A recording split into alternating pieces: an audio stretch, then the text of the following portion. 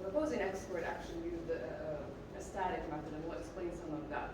Used an as-planned versus as-built on a multi-million, which I think it was close to $1 billion project. We wrote a paper essentially to demonstrate why is it better to use, or why is it more suitable to use a dynamic method. So I'll share some of those findings from a legal and a case law perspective as we have time towards the end. Okay, it's my turn. As a concept to unify the norm here, I have to say that every MIP, of course everyone here knows what is MIP, Method Implementation Protocol, following the RP 2903. Every MIP can be challenged. And I will quote Mr. Zach in another way. And the only way to have your, the only way not to have your analysis challenge it is not doing it. So in real life, when analyzing delays, the statement of preferring an MIP over another, without looking at the case itself, I think it tends to be irrelevant.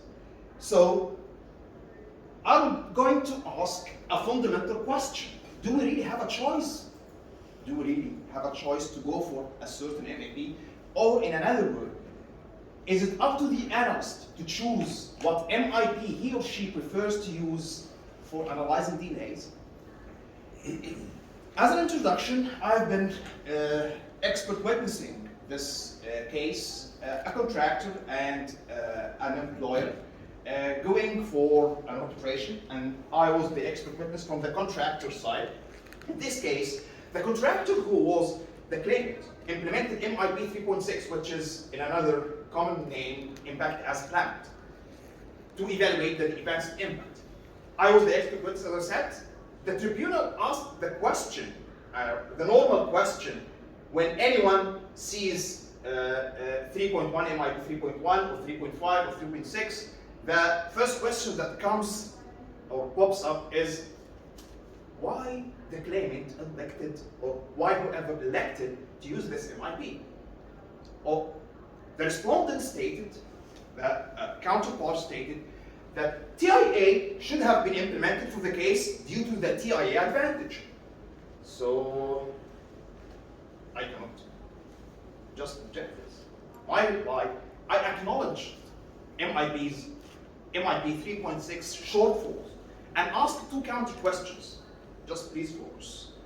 Through the arbitration, the whole dilemma was about why have you elected to go for this MIP, although there is a huge list in the RP and all other references stating that there are a lot of shortfalls for this MIP. So I said, okay, MIP 3.6 has a lot of shortfalls. However, please answer those two questions. First, if TIA is a better MIP, and it is, why hasn't the respondent implemented it as a counter-analysis?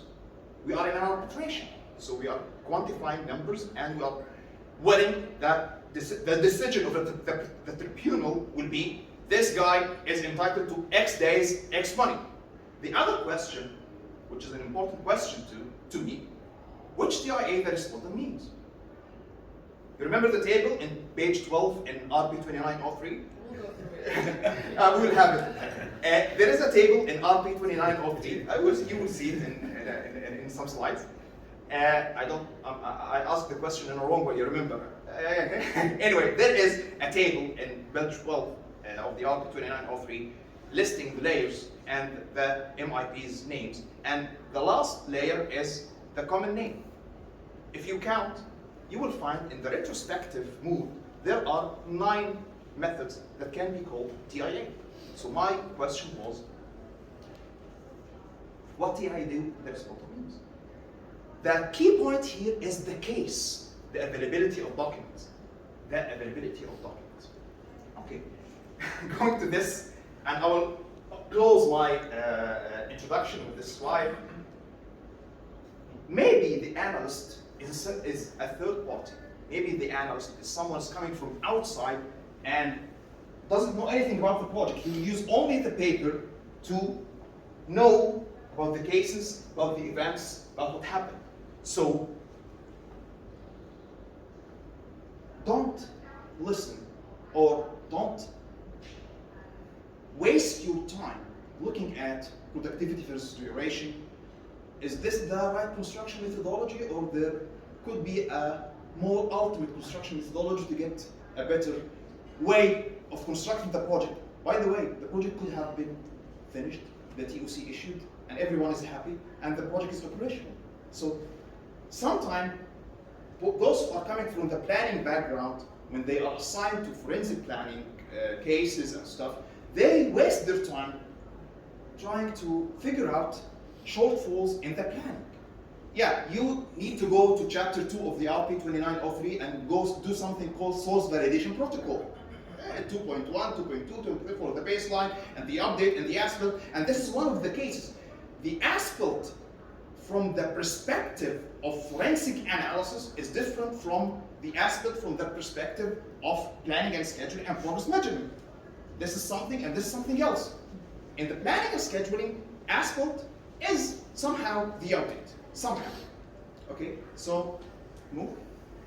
So we'll start, I'm going to take a step back because I recognize that we're talking in sometimes like language that's very specific to RPs and things like that. But for some folks who might need some refresher on what are we really addressing here. And we'll talk about the critical path to the left. So I wanted to start with that.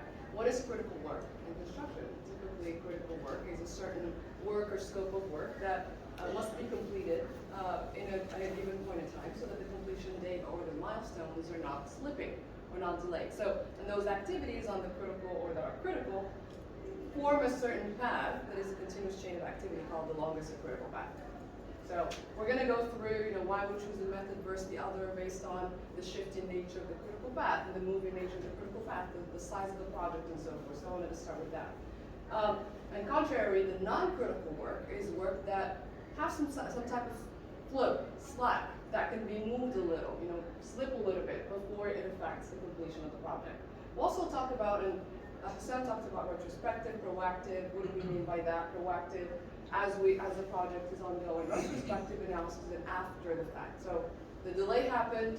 We have the advantage of hindsight. We understand the as-built information. Now we're trying to analyze it in hindsight.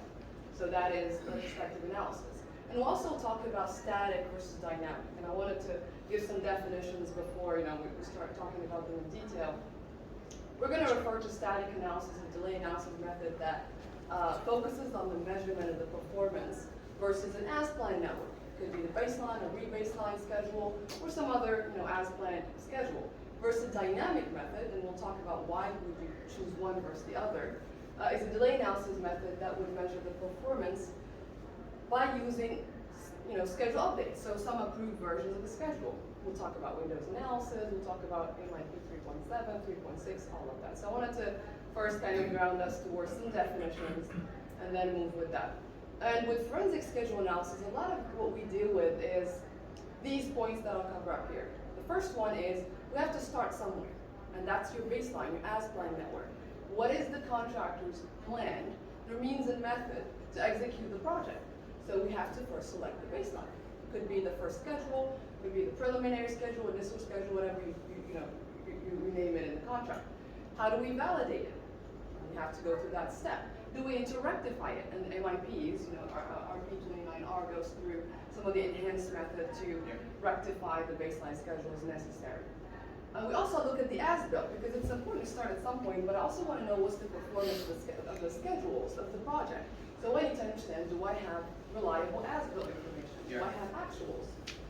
Do I need to reconstruct? And a lot of times in projects, I had to do what we called a daily, day-to-day, basically as-built, to reconstruct what happened because the contractor didn't necessarily do the job by keeping a good as-built schedule. Do I need to validate it, rectify it? The next thing I look at is schedule update validation.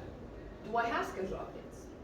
Or, likely than not you do, but you have to look at the reliability of the schedule, but you'll be surprised in the amount of contractors who don't keep their schedule updated. Or who actually produce updates, but overwrote them in P6, for example, or didn't save the other version before updating them. And we have these situations more than we think we have those situations. And then finally, I want to identify and quantify. I'm talking about as planned, as built, what happened in the middle, but then what caused all of that? What are the issues? What are the discrete impacts about an issue? So those are the main things that will come in play with the methods, why you would choose one method versus the other. Okay, and when we come to the challenge itself, the challenge administration, or the challenge demonstration, I will start with something called the accuracy. And this word in forensic planning is a sneaky word, you see.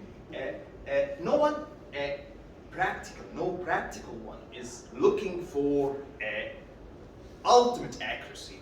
So investing time. What is the target of this presentation is to shed light on how to choose a method.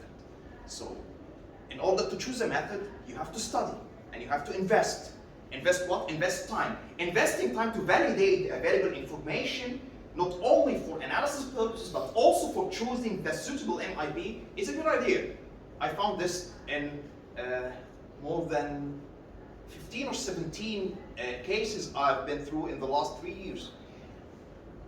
Just giving some time to study the baseline, as Nour mentioned, study the update history, study the update quality, do an asphalt if needed, is a really good idea. And I will close with something called ultimate accuracy. If you are looking for ultimate accuracy when analyzing delays, and do the most controversial thing in analyzing delay, which is the concurrency analysis. I think you have been through this nightmare before. Those who are working in forensic analysis, doing a concurrency, even in the RP itself, when we are talking about observational methods, we have observational and model. Okay, in the observational method where we don't use fragments, it is stated clearly in the RP. It is difficult / nearly impossible to get an accurate and reliable concurrency analysis for this kind of methods, the observation. So ultimate concurrency is a myth, indicative concurrency is reality when we are talking about accuracy and studying the methodologies related to forensic analysis. And ultimately, as Hussam said, it's about developing an analysis that's as accurate as possible, that represents the fact, that takes into consideration the delay events. But before you start that analysis, the question is, what factors do you need to consider? What is happening on this project? And every claim is different. Every project has its own externalities. Every situation has its own legal jurisdiction. What type of dispute are you in? Are you claim phase, negotiation? Are you actually in mediation, arbitration? Or are you all the way to litigation? And so some of the things that we look into start with, well, are there any contractual requirements to the method? In some cases, the contract will tell you use a method that's appropriate in RP29R. Those are the federal projects, government jobs. In a lot of cases, it's not as indicative. So we look at whether or not we have any requirements. For the first one, we have requirements. Great. We don't. Let's move to the next. What is the nature of the delay? Right? Is it a delay that's reflected in the schedule? Is it a unforeseen site condition? Is it a weather delay? That might help determine what type of methodology to use. What type of document do I have? Because without document, as a forensic analyst, I can't do the analysis.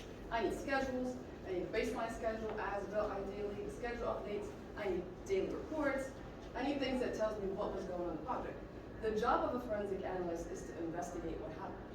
And if I don't have things to investigate, it's really hard to move with that. So with the availability of document, if I have, for example, all documents you can imagine, those are the great contractors that we all love, are the ones that have a great baseline, the as-built schedule, the schedule update on a monthly basis, they have their daily reports, they have their RFIs, all documents that help determine the delays. I know I'm going to use a method that's a little more robust, thinking maybe Windows analysis, a little more discrete, going into the very detail because I have the availability to do that. If I have only the baseline and the as-built, nothing in the middle, it's going to be really hard to do a Windows analysis because there's really no Windows there's no schedules to help the Windows. So that will help determine the purpose of the analysis and the target of accuracy again.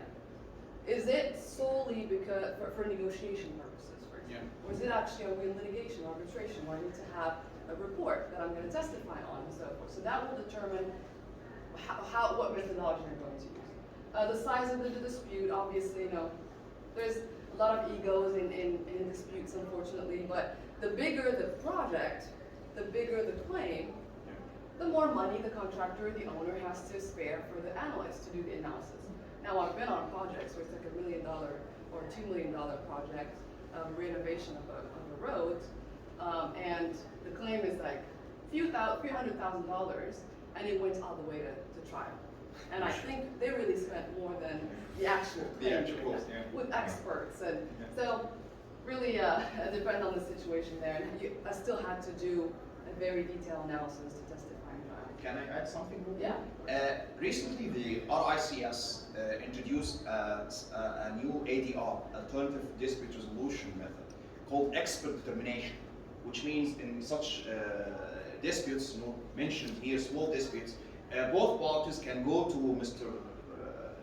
Ishwar or Mr. Zak and said, okay, you will come and you will do a determination report, and you are our expert determiner, and we will pay you for this, and we are going to bind to whatever decision you are going to make. So this is a new methodology in the ADR to just facilitate solving small disputes, just like Nour mentioned. Thank you. The other question is the budget. We talked about how big or small a claim. Sometimes the client comes, owner or contractor, and tell you only have a budget of X amount of dollars, which that will dictate how much you can really spend on this dispute and how detailed and well, I don't know about the accuracy, but detailed and discrete the analysis is going to be. The time allowed for the forensic analysis, obviously an as-planned versus as-built to Windows analysis is not going to take the same amount of time. Not the same discreteness, but not the same amount of time. The form of the resolution audience, as Hussein mentioned, also mentioned earlier, are we in negotiation between the parties, or are we all the way to litigation? That will determine the method. And a lot of times what we do, what I've done in the past, I'm sure a lot of you have dealt with this, is a client would ask you to provide different options for them. So you have to know your methods, essentially. You tell them, okay, if I use X method, these are the weaknesses, the strength, this is the budget for the method, this is the level of accuracy to a certain extent, and this is the option 1, option 2, option 3, you go ahead and choose. We obviously provide our kind of biased opinion in a sense, given experience, but give the client the option. Same thing, legal and procedural requirements, we talked about that. The stability of C-code and construction methodology, so the ability to understand what really happened on the project, availability of documents, complexity of the baseline and the schedule. Probably not, will not use as detailed of analysis for a schedule that, for a linear project that has maybe a few hundred of activities than a much bigger federal project, 12,000 activities in schedule. And then the events and time, communication protocol and environment. What type of events are we talking about? Do I have a chronology of the events that occurred?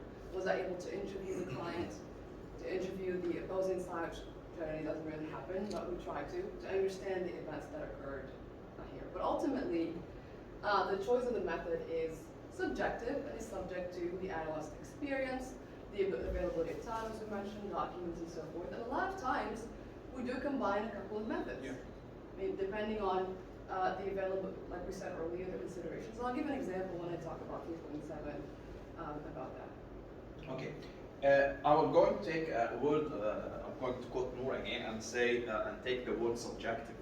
And I'll ask the question again, do we really have a choice?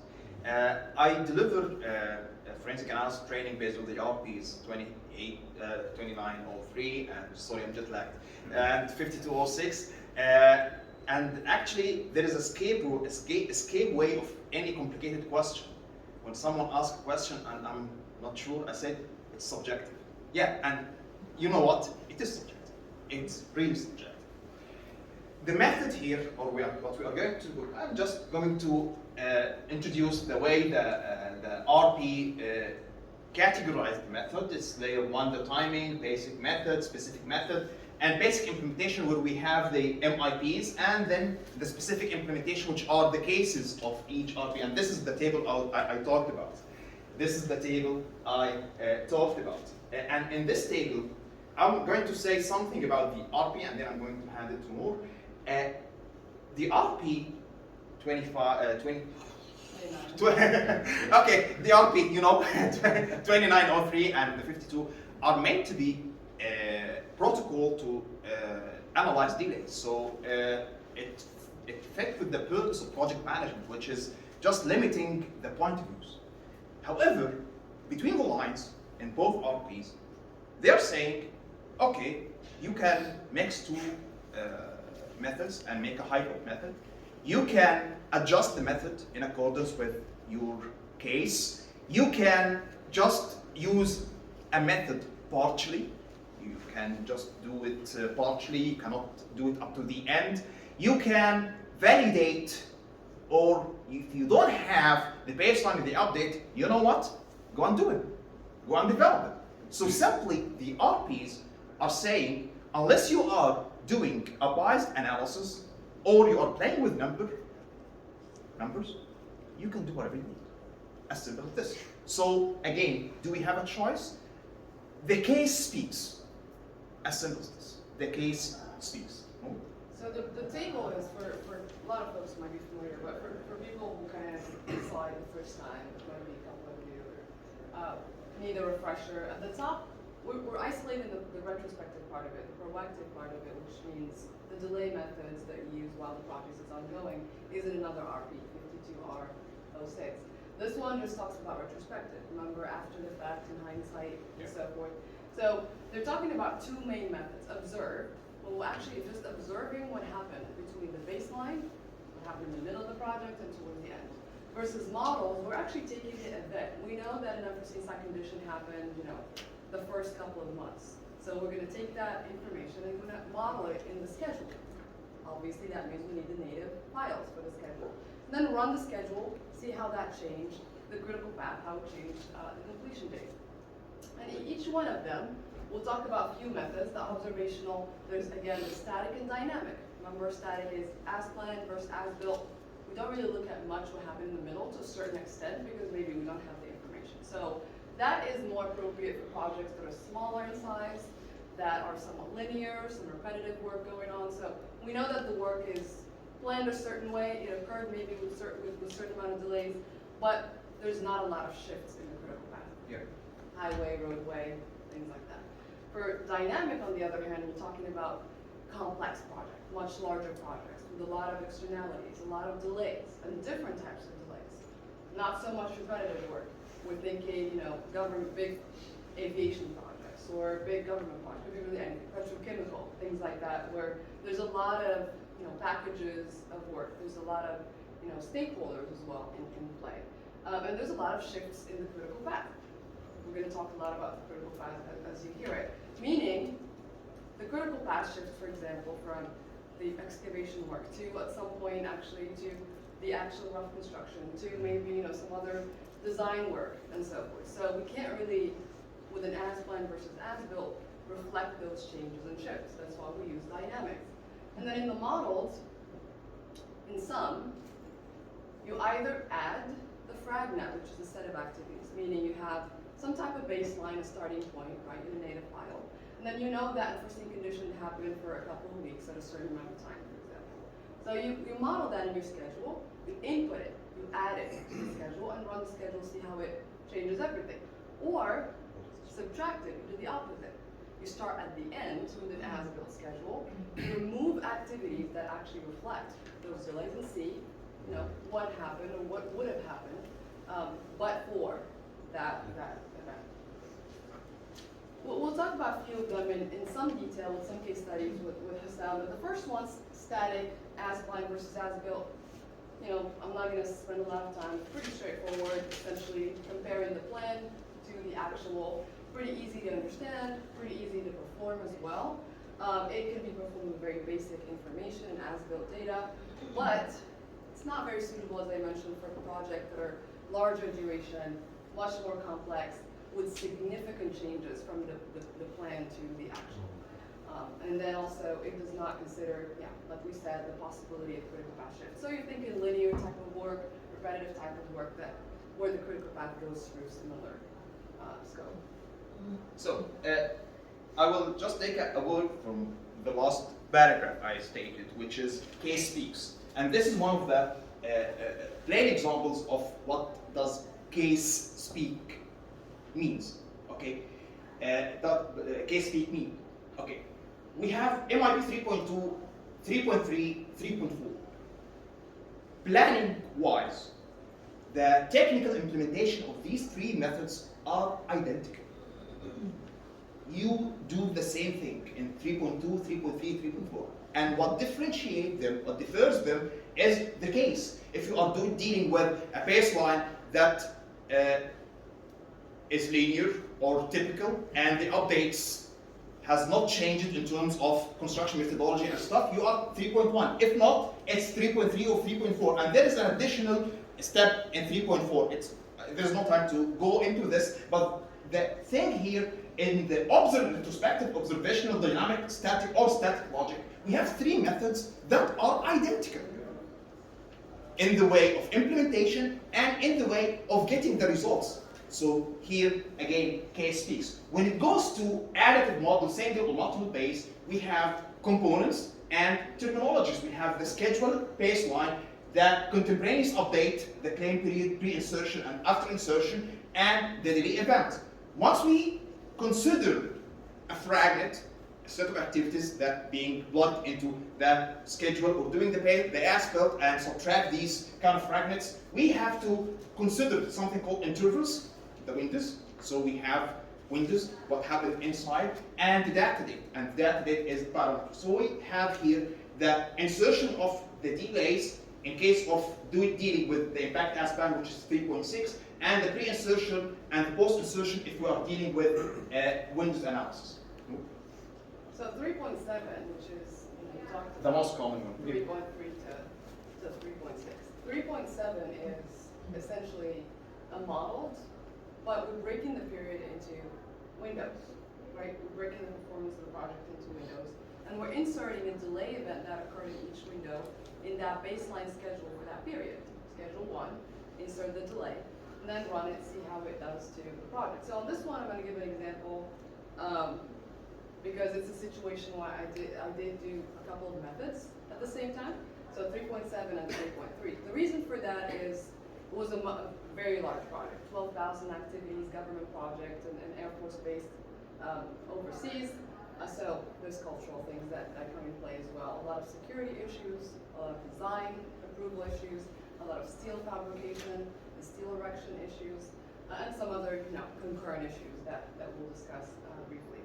And so what happened is the contractor was a large plane manufacturer in the U.S. who was contracted this project, working with an owner, the air base, but the owner's represented by the Army Corps of Engineers.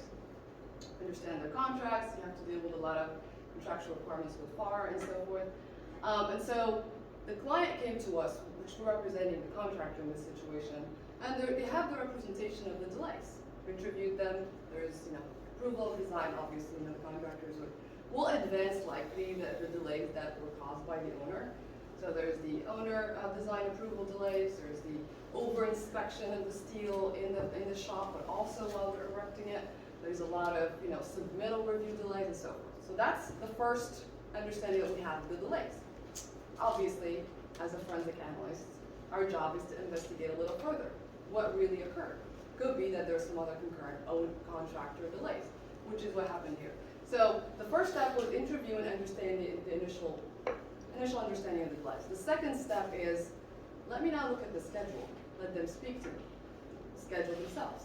So did a 3.3, which is the observational, broke the period into different windows depending on the shifts in the critical path and also depending on the events that occurred. And then looked at observationally how the critical path for each period changed and how did the critical path get delayed for every period. And discovered additional delays that were not represented by our client, which is the contractor in this situation. Some contractor caused delayed, some of them were additional, owner caused delayed. So interviews first representation, 3.3 to get a sense of what really are all the delays that occurred, and then 3.7, which is the model that we did. And so broke again, used the same period, used a fragment for each of those delays, and in some situations there were 10 delays in every period. And you can think of the stepwise, exercise that you would do here. So if there's a design delay, some other submittal, some steel, fabrication issues that occur at the same time, you're thinking, well, what do I start with first? Do I start chronologically? Do I start in some other fashion, understanding? And that's where a lot of interpretation, a lot of, how do I say this, manipulation can come into play. So very carefully, understanding that this methodology is really great for identifying quantifying delays for large projects, but it can be easily manipulated and considered sometimes hypothetical. So that's why we used it in conjunction or in addition to the 3.3. In that way, we kind of gave our client a real representation. Hey, the design approval was maybe 100 days of delay, but your steel delays because of your steel fabricator was actually 300. So let's see really what happened in the project. So that's a situation where we kind of used two methods in conjunction to get to our conclusion. It's very hard to consider. That's one of the things with 3.7. I don't know in your experience, but I found it hard to explain the concurrency in this method. It's a little challenging because there's a stepwise, there's a chronological idea in it. What really first pushed versus what was concurrent? What really drove versus what was concurrent? Actually, with huge project, concurrency itself is a challenge, regardless of the method. And concurrency in any when are you going to use whatever MIP in a 15,000 activities program or something like this, concurrency is a challenge. Yeah. Really challenge. So I'm not going to take that much time. I'm going to use some keywords in some projects in order to just say or introduce how did we choose the method that we use in the EOT analysis. So in this project, it's a mixed-use project in 2019. The analysis chose 3.3 to implement 3.3, and we reviewed it as the PMC with a counter analysis with 3.4. The key thing here that has driven the analyst to go for observation is that the complexity of encountered delay events. The event itself is very complex, and most of the events were disruptions. Disruptions, delay of payment, delay of approval, something like this. How can you not? It's very difficult to represent this as a fragment. So the analyst here took the decision to go for observation. So in this case, the complexity of the events and the fact that most of the events are disruptions, and actually I presume that the whole observational category is developed for disruption delays. In this project, Cairo International Airport, the thing is, the first analysis done by a third party coming from Scotland was implementing MIP 3.5, modified or reconstructed. The guy who was working 6,000 miles away from the project hasn't received the baseline nor the update, so he presumed that there is none. So he took the BAQ, the drawings, the specs, and he developed the baseline. And he developed the updates based on whatever records he has, and he came up with a methodology that is acceptable. We rejected it at that time because it's a question. There is a question mark. There is no need to implement this. That though we have a baseline and a good update. So the second analysis implemented 3.7, and this was a very complex project. And the baseline was well structured, and there are good records for update and EDMS, electronic document management system, recording the progress all over the project. So we went for 3.7, and actually 3.7, which is sometimes they call it the retrospective TIA. 3.7 is I'm going to say it in another way. At my early age of dealing with claims, I was thinking that this is the only way to analyze a claim, Windows analysis. So it's very common in Middle East. It's very common in Middle East.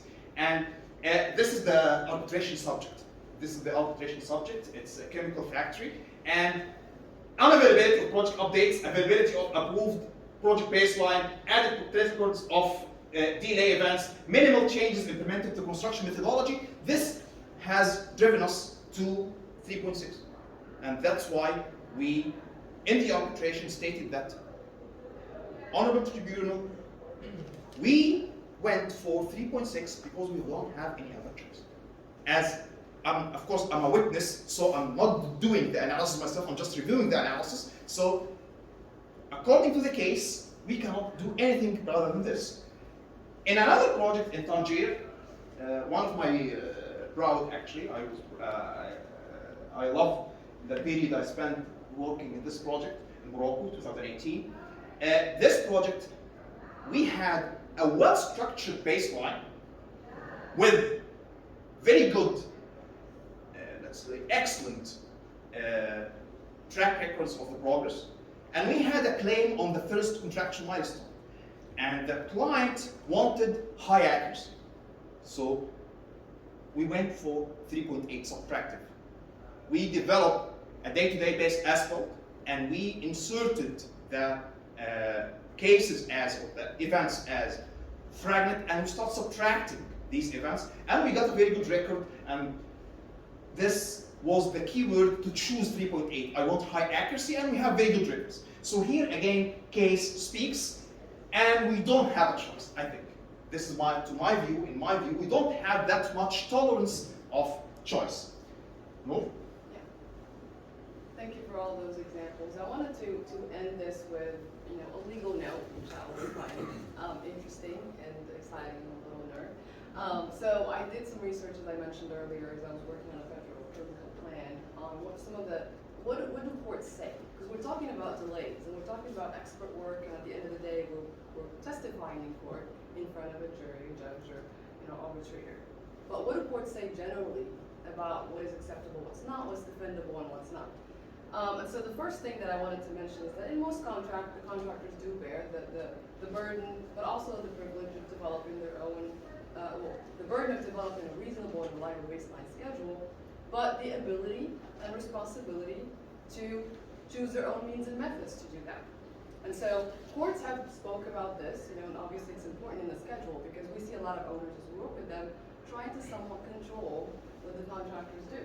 And it's a very fine line here, because if that results in the type of delay, a lot of contractors go back and kind of claim that the owner did not have the right, or the architect did not have the right to control their means and methods. And some contracts, like AIA documents have determined effectively, explicitly barred owners and architects to actually intervene in means and methods by which the project is to be built. In this case, this construction company with the Field Construction Co.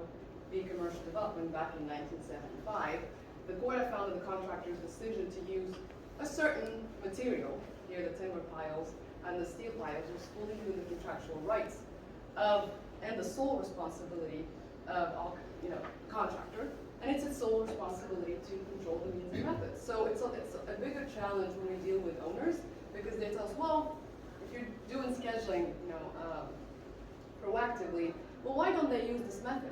Let me try to let them know that they need to use this method or change the schedule in this way. Well, you don't want to get into this situation. That results in some type of delay. The contractor comes back on you and says, well, you told us to do that. It was never your your place to intervene with the means and methods. So that's the starting point in that review. Further, as we're looking at schedule, the first thing, like we mentioned, is reliability and whether you're able to validate the schedule, whether you're able to use those schedules. In this case, back in '78, obviously these kind of date a little bit, but are used in a lot of legal arguments. The plaintiff here, Fortac, contractor, was awarded a contract by the Army Corps of Engineers. So that's why it's BUS in the Savannah District for $930,000, a little bit less than $1 million for construction of an aircraft fuel maintenance facility in Georgia, in the Air Force in Georgia. So Fortac, the contractor, was assessed liquidated damages, which are essentially punitive damages or penalties to the contractor if they deliver the project delayed. With a certain amount of delay, they had asked for a time extension. They were not granted the time extension. This resulted in a dispute that ultimately went to litigation. The court argued that here, the usefulness of the CPM schedule, hence the importance of an accurate schedule, as a barometer for measuring time extension delay damages is necessarily circumscribed by the extent to which it's employed in an accurate and consistent manner to comport with the event accurately occurring in the jobs. It might not be that surprising, but the amount of times that we've seen schedules that don't really reflect what happened, schedules that don't really show or cannot be validated against daily reports, against RFIs, against other documentation and correspondence. This is, meaning the schedule, the most single important factor in determining the acceptability of a CPM schedule. So the court argued that properly maintaining a schedule update requires the contractor to update the schedule regularly and reflect the process, the actual process. It basically held that the government, here the Army Corps of Engineers, reliance upon the CPM schedule and denying Vortex claims for time extension is clearly misplaced, because while the court had recognized that Vortex maybe admittedly failed to justify the claim, relief or the request for time extension by reference to the CPM, the court could not overlook the fact that neither parties appeared to have really used those schedules in evaluating the contract performance.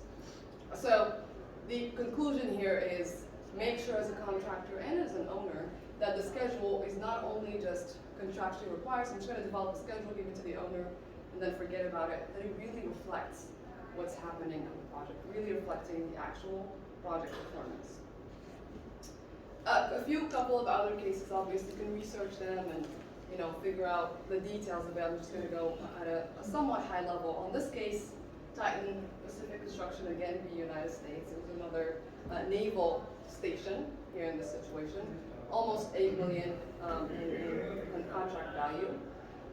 It included a few other buildings, reservoirs with access to the road, so a lot of improvement, extension of approximately, I think, 9 miles of road. In this case, the contractor's CPM analysis was actually rejected on the grounds that the calculations reflect a theoretical application. Hence, we talked about some theoretical method. Always be careful that even if they're theoretical, that you have some good basis on actual performance and a good as-built source. So the theoretical application to CPM as planned schedule that was not intended to be followed. Again, I'm building a schedule because I'm contractually obligated to do so as a contractor, but it's not how I built the project. A lot of changes happen, and I don't reflect those changes in the schedule, and happen more often than not. So the calculations disregard the fact that actually existed in on-site operations, meaning really this project was never intended to be built as planned. And the schedule updates were not reflected properly, were not reflecting properly the performance of the project. In this other case, same thing, we're talking about correctness of the schedule, and I like this one because it has a very interesting statement. There's a rebuttable presumption of correctness attached to CPMs upon which the parties have previously mutually agreed. It speaks to, as an owner here, talking for owners, make sure that you actually look at the schedules, approve the baseline schedule. And for contractors, make sure that you get it approved, that you get some type of written confirmation that you get it approved. Now that you're good, go ahead and start. And then at the end, well, I never really, gave you the go-ahead, and I'm still kind of looking at it, things like that. Make sure you get the written approval, because if it's mutually agreed upon, to put it another way, the absence of compelling evidence of actual errors, unless the owner agrees that, well, I approved it, but then actually it was a lot of errors in it. Well, first of all, why did you approve it? Then there is we will let the parties live or die by the CPM schedule applicable to a relevant time frame. So you approved it, you deal with it, essentially. Live or die with it. And I like this expression because, it's nice. So make sure that as a contractor you develop schedules that are approved by the owner. And as an owner, if you can't, not savvy enough, or don't have scheduling house, hire people to actually review the schedule, which is a lot what we're seeing recently. Because the moment you agree on them, you live or die by them. You don't go back and say, oh no, but I never actually agreed, which actually happened. It happens. In a case that I was involved in, it was the one that I talked about earlier, the simple road. It was, I think, it was maybe a mile, as small as that, of road reconstruction. And There was a big argument at the beginning of the project. Well, it wasn't really at the beginning, it occurred at the end. But the contractor built a baseline schedule. The baseline schedule already reflected a delay. I don't know what happened. The owner didn't approve or deny, didn't send anything, an approval or anything like that. And at the end of the day, the owner argues that why never accepted the schedule? I always thought it was a defective schedule. The contractor argued, but you never said you didn't accept the schedule. And it's fighting over, did I say, he said, she said, and I didn't say that, and you didn't say that. And there's some, one side is saying there's a presumption that it was accepted because there was no comment. The other side saying, well, because I didn't tell you to approve it, I actually didn't approve it. So it could be as simple as that, but at the end of the day, it could make or kill your argument. Last couple of ones here, actually, and PCL construction. Is there any PCL folks here? I don't want to offend anybody. But in this situation, I'm just going to briefly mention it. You can look into it. It was in the 90s. The U.S. Court of Appeals stated that the required nexus between the government delay and a contractor was a government job. Failure to complete performance at some unspecified earlier date cannot be shown merely by hypothetical after-the-fact projection. Again, we're talking about make sure that it's not all hypothetical. Your schedule is actually, going to be worked with. That your method of analysis is going to be as accurately reflecting the delay events. On another case, Mega Construction v. United States, part of one's understanding that an activity belongs on a critical path. This speaks mostly about, as a delay analyst, what are you looking at? Delay events in general, because some contractors argue, well, I was delayed, but wait, was your critical path delayed, or were just any activities got delayed? That speaks to, well, some courts would actually hold you to delays to the critical path, are the ones that you ask time extension for. But part is also an understanding of how the activity affects the other activities. And then this last one before we summarize and open up to questions. In this case, sorry, there's a lot of cases here. A general statement that disruption or impact occurred absent any showing through use of updated CPM. Back in maybe 67 years ago, we didn't have the savvy, schedules and data files to look into. But nowadays, it's not going to be very easy to try to defend or make an argument without using CPM schedules, without using reliable schedules, logs, or credible and specific data or testimony, and that will not suffice to meet the plaintiff's burden. So what it means is, essentially, you can't really argue a delay in a litigation situation if you don't use an actual delay method with CPM schedule that are accurate, in addition to a set of documents, logs. And for contractors, make sure, there are contractors that do a great job at keeping all the documents and keeping all the logs, the daily reports. And there's some that, rely on good intent and good relationship with the owner and things like that, and it will not, help you at the end of the day if you go all the way. And in this case, I'm not going to go into too much details to what the case is, but the court questioned the usefulness of the expert delay analysis as it did not apportion any delays to hear the contractor. So essentially, as you're doing a delay analysis, try to be as accurate as possible to reflect the contractor versus the owner delay. In a lot of cases, you'll see a situation with concurrency between the two delays. Who actually caused the delay? How do we apportion that type of delay? So a lot of that will be questioned as you're doing the delay analysis. And for proactive folks, in summary, actually, and before I hand it to summarize to sound, just document. Document everything. First of all, read the contract. I was in an ABA conference last year, and one of the speakers was talking about delays and construction attorney. And the first thing he said, RTC. And it's like, oh, who knows RTC? The lawyers are like this. I'm like, what is he talking about? Read the contract. Just simple step. Read the contract. And then document everything. Obviously, in the proactive side, plan as well. And as much as possible, stick to the plan. Okay, Thank you very much. I wish we could open for questions, but I think we have only 5 minutes before the next one. So we are open to questions anywhere, everywhere. Yeah. Thank you very much for giving us your time and spare some time for attending this presentation. And we hope we have been useful resource to you. Thank you very much. Have a good day. Awesome. I just have a question to you Of guys. course. In the Middle East world, Yeah. have you guys started this notion or this practice of collaboration schedule or scheduling that you started? Is it working well? Actually, I'm the one who's working in the Middle East. I'm not working, I'm working in the US. No, the reason I'm I'm asking. working in the Middle East. But Collaboration. anyways, yeah, we are in a good level of maturity in applying this for the time being in the Middle East, especially with the huge mega projects going on there. In Saudi Arabia, Egypt now, we have a lot of mega projects, and so we cannot ignore such kind of tool in dealing with huge schedules. So is it working well? Nothing is working 100% well, yeah, but it's working. Okay, all right, man. Thank you very much.